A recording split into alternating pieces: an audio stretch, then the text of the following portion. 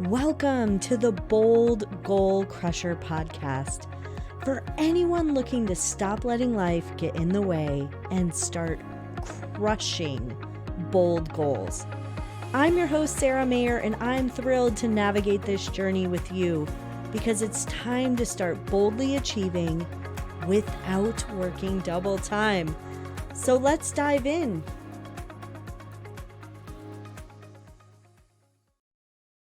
Hello, goal crushers. I sent an email and it set you all off.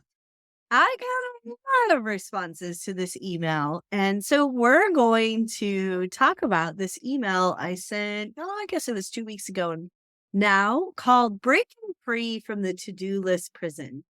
Many people ask me, oh my gosh, are we not doing to-do lists anymore? We are. But let me break down this email. Actually, I think I'm going to read it to you and then I'll break it down. So I hope this email finds you well. I start many emails like that. That's not what set everybody off. As we navigate the daily demands of our personal and professional lives, I've recently been reflecting on a common habit that many of us share: the addiction to to-do lists. Are you addicted to your to-do list? I'd like to know. All right, so let's jump into the email. Being organized and productive is undoubtedly important, but have you ever considered the possibility that our constant need to add and cross things off items on our to-do list might be turning us into prisoners of our own productivity? It's a thought that has been on my mind lately, and I wanted to share my insights with you. In our quest for efficiency and accomplishment, we often find ourselves meticulously curating to-do lists. While those lists can be powerful tools for managing tasks, they can also become a source of constraint, trapping us in a cycle of perpetual busyness. The more we focus on the minutia of daily tasks, the less we might actually concentrate on our broader goals, vision, and strategic plan. It's like being in a prison where the bars are made of tasks and checkboxes. And we become so fixated on completing immediate tasks that we lose sight of the bigger picture. And so instead of strategically working towards our long-term objectives, we find ourselves perpetually caught in the to-do list loop. Breaking free from this cycle requires a shift in mindset, and we need to view our to-do lists as tools to support our goals rather than goals themselves. I'm going to repeat that. We need to view our to-do list as tools to support our goals rather than goals themselves. It's about striking a balance between staying organized and ensuring that our daily activities align with our broader vision. So let's challenge ourselves to reassess our approach to productivity and find ways to be more intentional in our actions.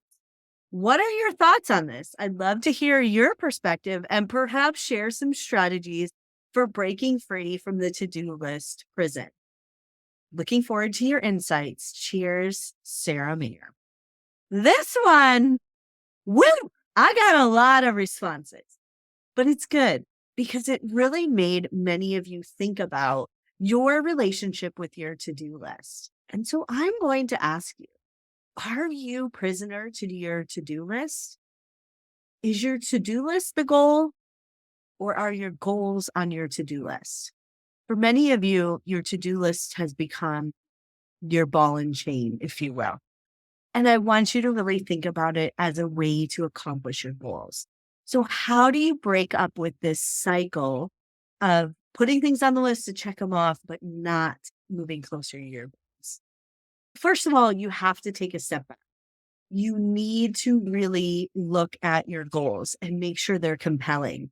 And then each week, you want to set for yourself 3 actions, first steps to those goals that you will accomplish no matter what. And many times when we're striving for our bold goals, those are not easy. And so because those are not easy, we put them off because it's easier to go to the laundry. It's easier to go to the grocery store and go shopping. And at least you're accomplishing something. So pick 3 Start with 3. If you haven't done this exercise, pick 3 things. Whatever your goals are, pick 3 things you're going to do that week and commit to doing them. All right, you're going to do those no matter what by Sunday, if your week starts on Monday.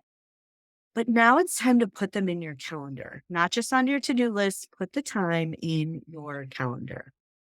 And then pick other things that you need to do for the week and add those, but don't add too many. So many times on Monday, you're so motivated that you put a ton of stuff on your plate when you know you're going to have life get in the way. Tommy's going to need to go to soccer practice and doesn't have what he needs, and the washer's going to break. Something's going to happen. So set yourself up for success. Pick 3 actions that are tied to your goals. Pick maybe 6 things you can do in a week on top of that. And then if you end up in the middle of the week, you're like, wow, I've already accomplished this. You can add more. Instead of setting out your week and saying, I'm going to accomplish these 30 things, set yourself up for success. So you do not need to be prisoner to your to-do list. In fact, your to-do list should be working for you. It's a tool to accomplish your goals. So let's use it as such. If you haven't checked out my task trackers, I highly encourage you to check them out. Go to sarahmayer.com and then navigate over to favorite things. You can land in my Amazon store where you can see the task trackers that will help you get to your goals, because that's what's really important. All right, bold goal crushers, it's time to break up with our to-do list and put our to-do list to work for us. So let's get to it. Thank you for tuning in to the Bold Goal Crusher podcast, where we crush goals and everything that gets in the way.